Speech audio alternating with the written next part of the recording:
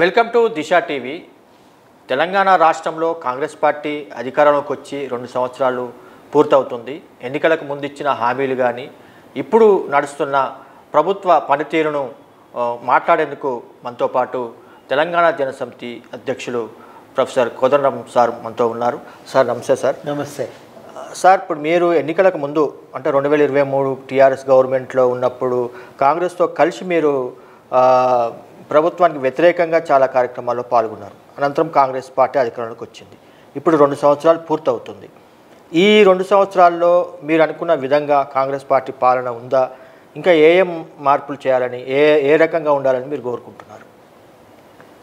ఒకటి, మేము బాగా మాకు నచ్చిన, మాకు కూడా బాగా కొంత ఊపిరి పీల్చుకునేటువంటి అవకాశం కల్పించినటువంటి మార్పు ఏంటంటే కొంత ప్రజాస్వామిక వాతావరణం ఉంది. మరి మనుషుల వెంటబడి వేధించి నిరంతరం కేసుల్లో ఇరికించి ఇబ్బంది పెట్టే పరిస్థితి ఇప్పుడు లేదు. ఇప్పుడు కార్యక్రమాలు స్వేచ్ఛగా చేసుకొని ఇస్తున్నారు. ఎక్కడ కూడా ఆటంకాలు లేవు. నిరంతరము నిఘా లేదు. ఫోన్లో ట్యాప్ చేసేది లేదు. వింటలేము మేము అట్లీస్ట్ ఇవన్నీ. కాబట్టి కొంత నిమ్మలంగా ఉంది. తెలంగాణ భాషలో చెప్పాలంటే నిమ్మలంగా ఉంది. మేమేదో మా సంగతి, మా విషయాల మీద, చేయదలుచుకున్న పనుల మీద ప్రజలకు ఏమన్నా తోడ్పాటు అందించే అంశాలు ఉంటే దానిపైన దృష్టి పెట్టగలుగుతున్నాం. అది మాకు చాలా బాగా ఉంది. రెండోది ఏంటంటే ఏదన్నా ఉంటే ప్రభుత్వానికి వెళ్ళి చెప్పవచ్చు. అది పెద్ద సమస్య కాదు. అదొకటి మాకు సౌకర్యంగా ఉంది. ప్రజల సమస్యలు ఎప్పటికప్పుడు ప్రభుత్వము దృష్టికి తీసుకుపోవటానికి అవకాశం ఉంది. ఈ కారణాల చేత ఏంటంటే ఒక ప్రజల్లో కూడా జనరల్గా కూడా సమాజంలో ఒక ప్రశాంత వాతావరణం ఉంది. ఈ ప్రశాంతంగా ఉన్నాం ఇప్పుడు అనే మాట చాలా చోట్ల వినబడతా ఉంది. ఇంకా చాలా చేయవలసిన హామీలు, ఇచ్చిన హామీలు అమలు కావటానికి ఇంకా కొన్ని పెండింగ్లో ఉన్నాయి. చేస్తారు, వాళ్ళ టర్మ్ అయిపోలే కాబట్టి తప్పకుండా అన్నీ చేస్తారు కానీ ఇంకా కొన్ని మిగిలిపోయి ఉన్నాయి అనేది మాత్రం ఇప్పుడు వాస్తవం మనం గుర్తించాలి. ఏకాఏకిన అన్నీ మారుతాయని కాదు కానీ ఆ దిశలో ఇంకా కూడా కొంత పని జరగవలసి ఉందని, విద్యారంగ అభివృద్ధి, వైద్య రంగ అభివృద్ధికి ఇంకా కొంత పని జరగవలసిన అవసరం ఉంది. ఉపాధి కల్పనలో ఇంకా కొన్ని చర్యలు తీసుకోవాల్సిన అవసరం ఉంది. ఇవన్నీ విషయాల మీద కూడా కొంత దృష్టి పెట్టాలని చెప్పి మేము కోరుకుంటాం. ప్రధానంగా మీరు అంతా గతంతో పోలిస్తే నిమ్మలంగా ఉంది, ప్రశాంతంగా ఉందని చెప్తున్నారు. కానీ అటు బీజేపీ, బీఆర్ఎస్ పార్టీలు ప్రభుత్వ వ్యతిరేకత మేము ఊహించిన దానికంటే ముందే వచ్చింది. ప్రభుత్వం ఏదైతే హామీలు ఇచ్చిందో ఆ హామీలు నెరవేర్చే క్రమంలో కూడా ప్రజల్ని మోసం చేసింది, ప్రజలకి మోసపూరితమైన హామీలు ఇచ్చి అధికారంలోకి వచ్చింది అనేది ప్రతిపక్షాల నుంచి వస్తున్నటువంటి ప్రధానమైన ఆరోపణ. మీరు దాన్ని ఎట్లా చూస్తారు? ఇప్పుడు ప్రతిపక్షాలు చేస్తున్న విమర్శల్లో నాకు ప్రధానంగా కనబడుతున్న ఒక లోపం ఏంటంటే అధికారంలోకి రాగానే వెంటనే అన్నీ అమలు కావాలని అనుకోవటం కరెక్ట్ కాదు. ఏవైనా ఒక ప్రభుత్వము హామీలు ఇచ్చి అధికారంలోకి వస్తే 5 ఏళ్ల వ్యవధిలో వాటిని అమలు చేయటానికి అవకాశం ఉంటుంది. ఇందులోకి ఇది ముందు చేయాలి, దీనికి అవసరం ఉంది అనుకుంటే ఖచ్చితంగా ఏదైనా ప్రతిపక్షం చెప్పొచ్చు, మాట్లాడవచ్చు, అది వేరే మాట. కానీ ఇప్పుడు ఇది ఒక భాగం. అంటే ఉన్న వాళ్ళు లేవనెత్తుతున్నటువంటి అంశాల్లో మాకున్న రెండో ఒక విభేదం ఎక్కడొస్తుందంటే ప్రాధాన్యత.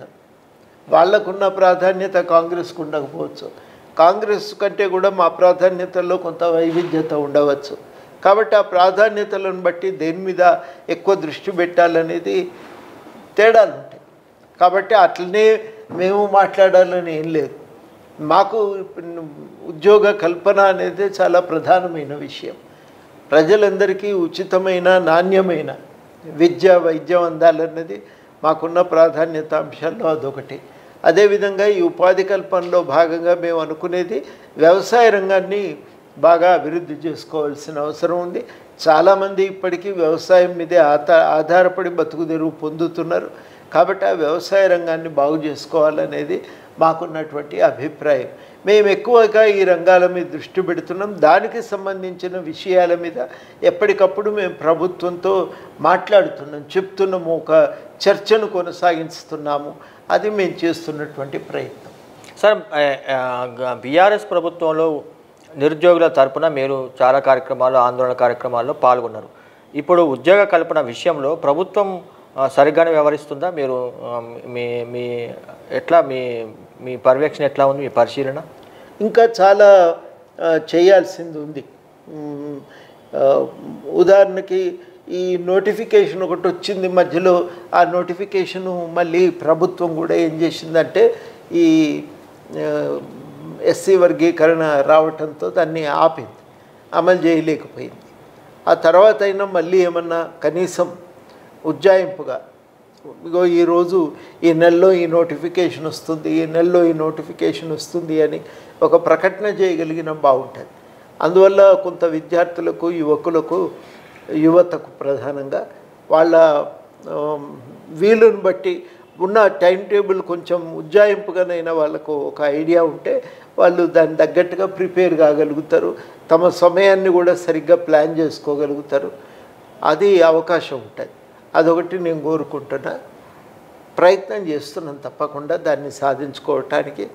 రెండవది మేము అనుకునేది ఏంటంటే ఇది ఒక భాగమే, ప్రభుత్వ ఉద్యోగాలు అనేవి ఒక భాగమే.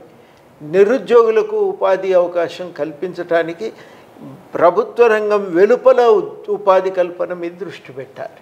దాని మీద చాలా చేయవలసి ఉంది. చిన్న సూక్ష్మ పరిశ్రమలకు కనుక ప్రోత్సాహకాలు ఇచ్చి వాటిని మనం ఏర్పాటు చేయగలిగితే దానివల్ల ఎక్కువ మందికి బతుకుదెరువు అవకాశాలు కలుగుతాయి. అందరు కూడా హైదరాబాద్ రావాల్సిన అవసరం లేకుండా ఎక్కడికక్కడ జిల్లాల్లోనే ఒక మంచి అవకాశం, బతుకుదెరువు అవకాశం దొరుకుతుంది. అక్కడనే వాళ్ళు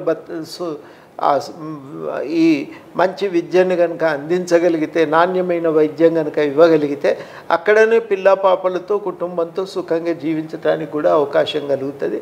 అట్లాంటి ప్రయత్నాలు జరగాలి అనేది మేము ప్రధానంగా కోరుకుంటున్నాం. వ్యవసాయం కూడా లాభసాటిగా మారాలి, దాని మీద కూడా ప్రభుత్వం దృష్టి పెట్టాలని చెప్పి మేము కోరుకుంటున్నాం. కనుక ఉపాధి రంగానికి వచ్చేసరికి ఇవి మేము ప్రధానంగా ఆశిస్తున్నాం. వాటి కోసం నిరంతరంగా ఒక చర్చ అయితే కొనసాగిస్తాం. ఒక సంవాదం అనేది ప్రభుత్వంతో నడుస్తూనే ఉంటుంది. ఇదివరకు ఇప్పటికీ తేడా ఏంటంటే ఇదివరకు మాట్లాడటానికి అవకాశం లేదు, ఇప్పుడు మాట్లాడవచ్చు. ఆ తేడా ఉంది. కాబట్టి తప్పనిసరిగా వస్తున్నటువంటి తీసుకున్న నిర్ణయాలను ఆహ్వానిస్తూనే చేయవలసిన విషయాలపైన దృష్టి పెడుతూనే ఉన్నాం. సార్, ఇప్పుడు బీఆర్ఎస్ చెప్పేది ఏంటంటే కొత్తగా ఈ ప్రభుత్వం ఏమీ నోటిఫికేషన్ వేయలేదు, మేము గతంలో జారీ చేసిన లేకపోతే విడుదల చేసిన నోటిఫికేషన్లనే మేము ఇచ్చినట్లుగా ఈ ప్రభుత్వం చెప్పుకుంటుంది. అది నిజమేనా సార్? ఇప్పుడు వాళ్ళు మేము ఇచ్చినాము కాబట్టి అవే నోటిఫికేషన్లు వీళ్ళు భర్తీ చేసినారని చెప్తున్నారు. నేను అనుకోవటము ఇచ్చిన వాళ్ళు దాన్ని భర్తీ పూర్తి చేయాలి కదా, ప్రక్రియ పూర్తి చేయలే. వాళ్ళు చేసిన రెండు తప్పులు ఏంటంటే, మొదటిది దాదాపుగా రేపో మాపో ఎన్నికలు వస్తాయనుకున్న సమయానికి నోటిఫికేషన్ ఇచ్చారు, అవి కావు కదా. తర్వాత రెండు నోటిఫికేషన్లు ఇచ్చి పరీక్షలు కూడా జరిపినవి కొన్ని ఉన్నాయి. ఆ పరీక్షలు జరిపిన వాటి విషయంలో వాళ్ళు చేసిన తప్పిదం ఏంటంటే ఉద్యోగాలు ఎంపిక చేయలేదు, క్యాండిడేట్స్ అభ్యర్థులను ఎంపిక చేయలేదు, వాళ్లకు నియామక పత్రాలు అందజేయలేదు.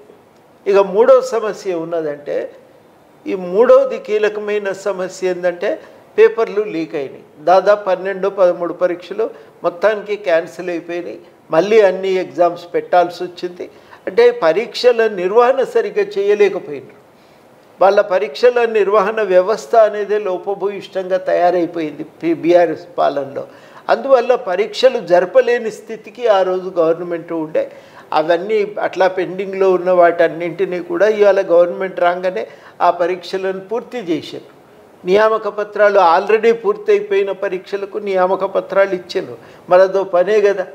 దాదాపు అదో సంవత్సర కాలం పట్టింది.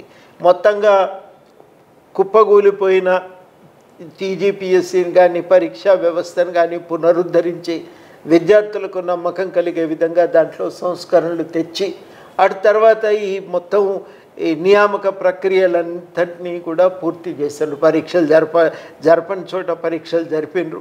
లీగల్గా ఘర్షణ జరుగుతున్నటువంటి కేసుల విషయంలో ఆ లీగల్ సమస్యలను పరిష్కరించారు. టీఎస్పీఎస్సీపై విశ్వాసం పెరిగే విధంగా దాన్ని సంపూర్ణంగా ప్రక్షాళన చేసిండ్రు. ఇవన్నీ జరిపినరు కదా, ఇవి కూడా సమయం పట్టేటువంటి అంశాలే. అవన్నీ జరిగిన తర్వాత ఒకటొకటి ఇవన్నీ కంప్లీట్ చేసుకుంటూ వచ్చిండ్రు. ఒకవేళ టీఎస్పీఎస్సీ ఈ నియామకాలను కనుక పూర్తి చేసి ఉంటే అప్పుడు ఇవాళ కొత్త నోటిఫికేషన్లకు అవకాశం కలిగేది. అప్పుడు విద్యార్థులకి ఇంకా ఎక్కువ లాభం జరగటానికి అవకాశం ఉండేది. కానీ గత ప్రభుత్వం ఆ పని చేయకపోవటం చేత ఇప్పుడు నిరుద్యోగులకు చాలా నష్టం జరిగింది.